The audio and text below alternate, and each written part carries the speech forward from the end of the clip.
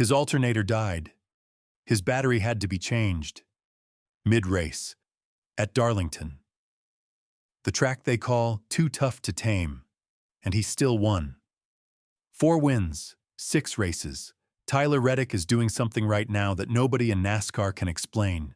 Nobody can stop. And honestly, I don't think he's even close to done. If you watch one NASCAR video this week, make it this one. Because what happened at Darlington on Sunday wasn't just a win, it was a statement.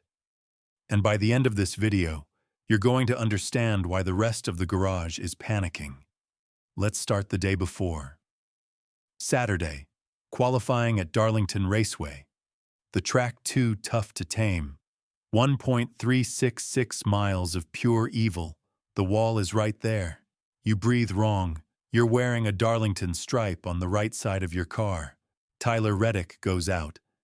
And he puts down a lap at 169.152 miles per hour. Nobody else broke 169. Nobody. He beat his own teammate, Bubba Wallace, by over 1/10 of a second. And the crazy part? He actually scraped the wall doing it. Came back with a Darlington stripe on the right side of the car. And still, pole. His second pole of the season. 13th of his career. The man kissed the wall and won anyway. And then, and this is the detail I love, 23XI Racing swept the front row. Reddick first, Wallace second. A team co-owned by Michael Jordan and Denny Hamlin, locking out the front row at one of the most intimidating tracks in all of motorsport. That doesn't just happen. That's speed. That's preparation. That's a team operating at a level nobody else can match right now. But qualifying is qualifying. What happened on Sunday? That's the part you need to hear. Goodyear 400. 293 laps around Darlington. New 750 horsepower short track package. Increased tire wear. Denny Hamlin had warned on his podcast, Actions Detrimental, that Darlington would be a wild card because of how the new underbody interacts with Goodyear's tires. He was right. Cars were falling apart all day. And Reddick's car? His car tried to quit on him. The alternator started failing. Now, for those who don't know, the alternator charges the battery, which powers everything electrical in the car. Your gauges, your radio, your power steering assist. When the alternator goes, the battery starts dying. And when the battery dies, you're done. You're a sitting duck at 170 miles per hour with no electronics. That's a race ender for 99% of teams. Not for 23XI. They changed the battery.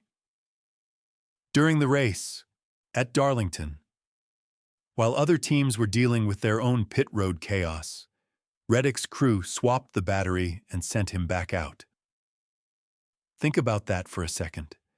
Your car is literally falling apart underneath you at one of the hardest tracks in NASCAR, and your team says, "No, we're fixing it. Go win." That's not just good pit work. That's a team that refuses to accept any outcome other than first place. And that mentality, that absolute refusal to lose, is what separates what's happening at 23XI right now from everything else in the garage. And he did.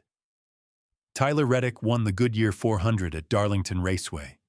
His 4th win in 6 races, 4 of 6, at a track that eats champions alive. With a broken alternator, after a battery change. Let that sit for a second. And here's what makes this even more insane. Look at what happened to everyone else. Kyle Larson, the defending champion, 2-time champion. The guy who just signed a 5-year through 2031 extension with Hendrick Motorsports. He was running inside the top 10 with 11 laps to go. 11 laps. And then, flat tire. He pits.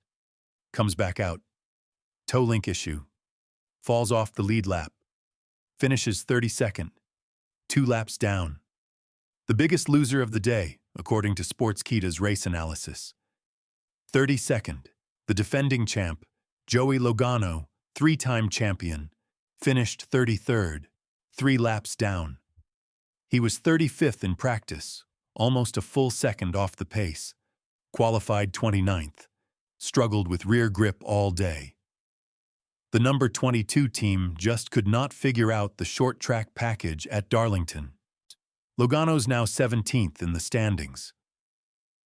Outside the chase cutoff, a 3-time champion, outside, Denny Hamlin.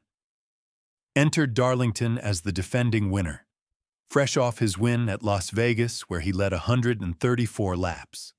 Started strong on Sunday, stayed in contention early, and then faded. The same tire wear issues that Hamlin himself had predicted ate his car alive. Chase Elliott, Chris Buescher, and Timmy Hill, all 3 failed pre-qualifying inspection twice. Car chiefs ejected for the weekend. Elliott's 5th in the standings with 194 points. Buescher's 7th with 188. These are serious teams losing key personnel before the race even starts.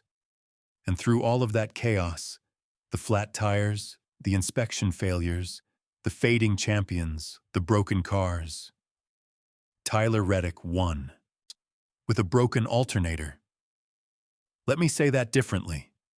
Every single thing that could go wrong for the field went wrong.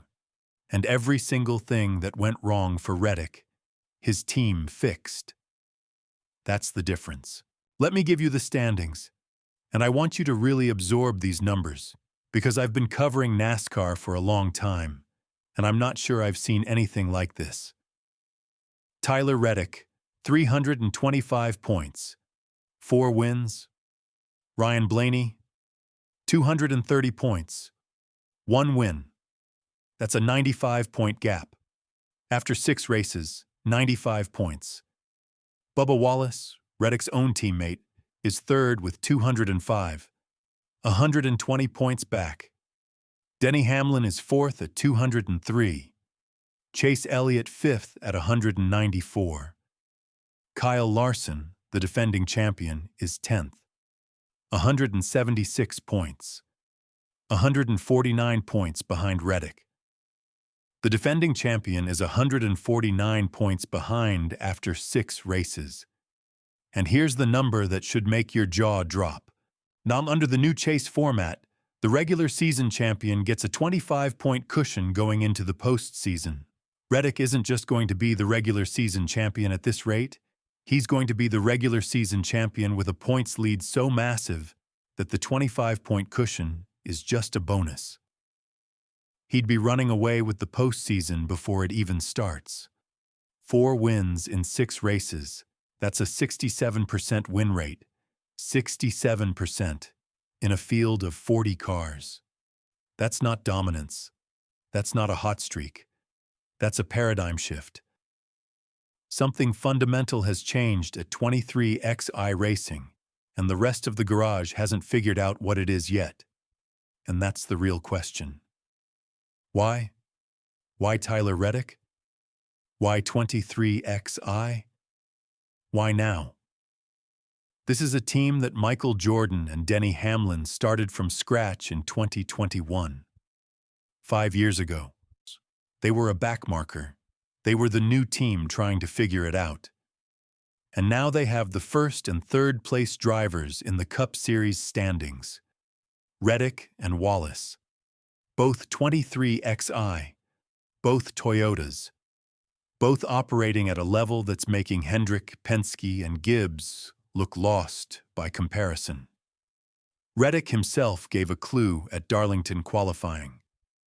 Talking about Wallace's improvement, he said, and this is a direct quote, "He's learning, and if he keeps it up, here soon I'll be having to try to battle him head-to-head for these poles." That's not trash talk.